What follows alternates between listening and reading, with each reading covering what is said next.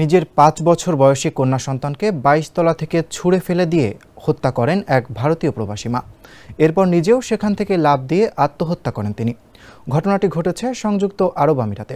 শনিবার সংবাদ মাধ্যম গালফ নিউজের প্রতিবেদনে এ তথ্য জানা গেছে। প্রতিবেদনে বলা হয়, বুধবার ওই ভবনের নিচতলা থেকে দুজনের মরদেহ উদ্ধার করা হয়। প্রত্যক্ষদর্শী ও ওই ভবনের স্টাফদের সূত্রে জানা যায়, ৩৫ বছর বয়সী ওই মা আল নাদা এলাকায় উঁচু ভবন থেকে নিজের সন্তানকে ফেলে দেন। এরপর তিনি নিজে লাফ দেন। জানা গেছে, ভবনটির প্রথম ৬ তলায় গাড়ি পার্কিং ও ব্যায়ামাগার রয়েছে। এরপর থেকে আবাসিক অংশ শুরু হয়েছে। স্যান্ডেলিনা সো, রূপচর্চায় আভিজাত্য। ৩২ তলা ভবনটির এক নিরাপত্তারক্ষী জানান, তারা বিকট শব্দ শুনতে পান। এরপর দৌড়ে বাইরে গিয়ে এক নারী ও শিশুর মরদেহ দেখতে পান। শিশুটির মরদেহ পড়েছিল সড়কে, অপরদিকে মায়ের মরদেহটি ছিল ফুটপাথে। এ সময় তিনি তাৎক্ষণিকভাবে পুলিশ ও অ্যাম্বুলেন্স ডাকেন। পুলিশ ঘটনাস্থলে এসে সকাল ১১টা পর্যন্ত পুরো ভবনটি অবরুদ্ধ করে রাখে।